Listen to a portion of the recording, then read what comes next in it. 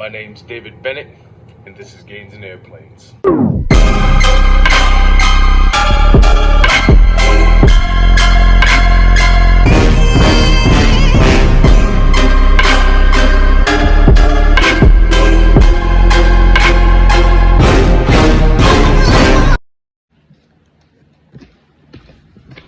What's up, everybody? AD 960910. It's a series of engines, actually. It's a Lycoming AD for the impellers on the oil pump. For those of you who are not familiar with it, the the aluminum impellers on these oil pumps need to be replaced with steel.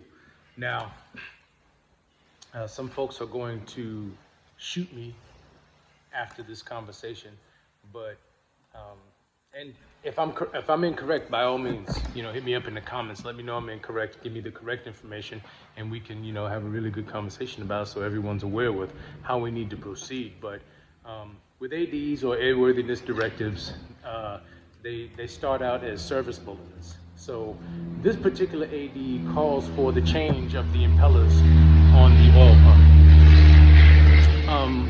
There are a couple of service bulletins that are applicable to this particular AD, and one of the ones that I found was Service Bulletin 385. Now, Service Bulletin 385, I think it came out in Service Bulletin 385 came out in 75, and what it talks about in Service Bulletin 385, regardless of which accessory pad is used, determine if the oil pump idle gear is secured with a cotter pin at the location shown in Figure 1. Now, the location shown in Figure 1 is basically showing you the accessory area where the pumps would be.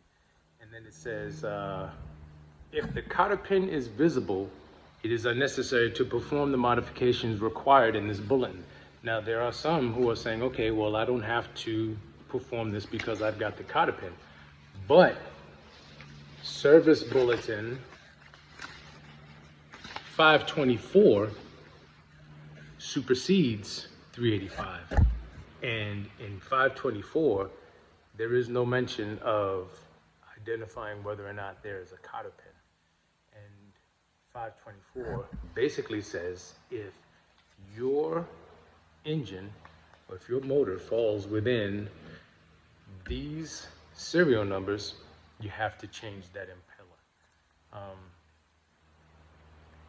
So yeah, you need to make sure that you are following the correct applicable service bulletin to the AD that you are trying to comply with, because if not, you can potentially be putting yourself and your license at risk, not to mention the pilots who are flying the aircraft that are flying on your signature.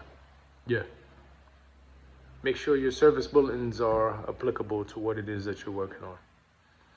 If anyone has any other information about this AD, because there are a ton of forums talking about, what you can and cannot do and how to do it, but at the end of the day, the AD and the service bulletin specifically outline what it is that needs to be done. But the way the AD reads, I can understand how there can be a bit of confusion, but just do your due diligence. Make sure you're reading everything that is applicable to what you're working on, and everybody will be safe. All right. Thanks for watching Gains in Airplanes.